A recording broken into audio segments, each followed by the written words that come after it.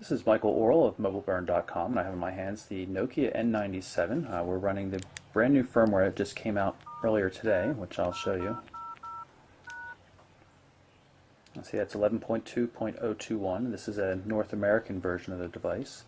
And also there are over-the-air updates.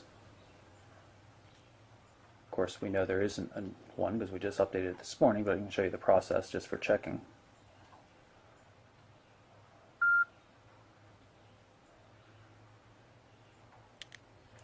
Go back to the home screen, which is full of widgets.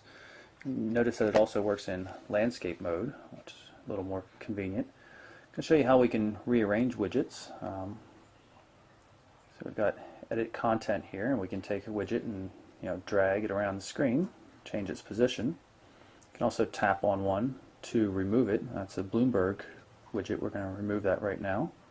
Leaves us with an empty cell. We'll tap on that again, add content.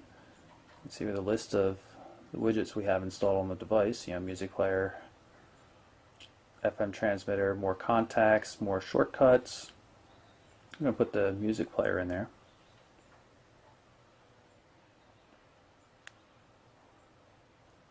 Tap on this to launch the music application.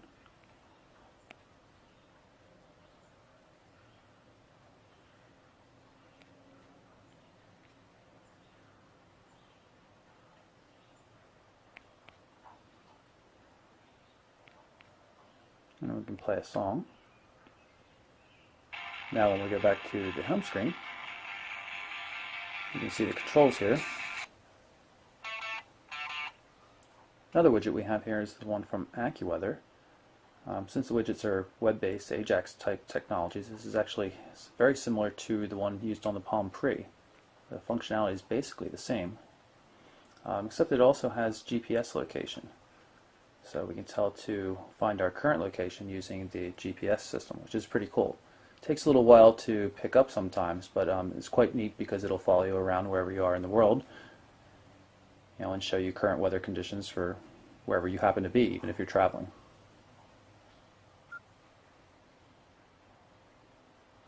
There we are. I'm going to pull up the web browser here. Scroll down through the bookmarks and go to the Mobile Burn site. We're on a Wi-Fi connection because up here in the mountains where I happen to be, AT&T's network is pretty weak and T-Mobile's is non-existent. So I'm going to click through this link to get to the full HTML version of the site so you can see how well it renders it. It's going to take some time even on Wi-Fi, but it does work pretty well in terms of rendering things accurately. As you'll see though, navigation around the pages, scrolling and panning and stuff is a little bit slow. Now that the page is loaded, we can pan around a bit, but you can see the delay in the scrolling. It's really quite annoying. Makes it very difficult to use the browser effectively on a complex site. There is double tapping for zooming, but it's a little bit off. You can see the positioning is a little wrong. It's a little too narrow. It's almost right, but it's just a little too narrow. Double tap to get back out again. I'll pull up a different website just so you can see something else. Go to bookmarks again. Hit Yahoo Finance. You can see it's almost impossible to scroll around while the page is still loading though. There we go. Still sluggish though. Definitely better than on the Mobile Burn site though, which has some active JavaScripts running, which seem to slow down everything. There is support for YouTube as well. Loading up the Mobile Burn page right here, and you can see the video coming up in this black area, which of course is flash based on YouTube.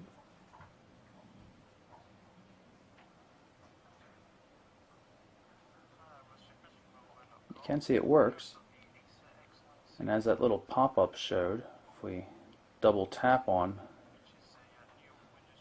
the player, it'll go full screen.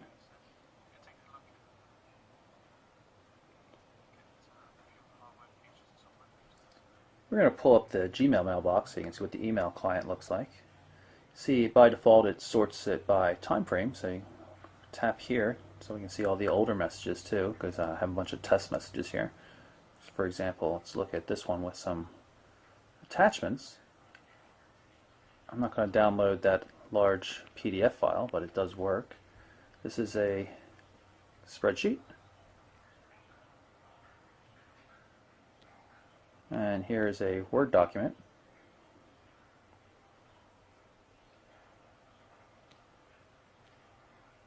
I go back to the inbox, and this is a HTML email. You can see it doesn't actually show the colors and bolds and things like that, but there's an attachment. We can view that, and this is the way the email should have come across.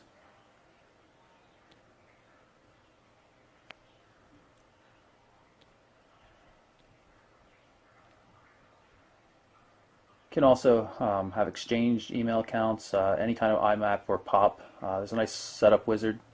It doesn't support folders great. It's still kind of a little clunky to use, especially due to the kind of oddball scrolling in the system.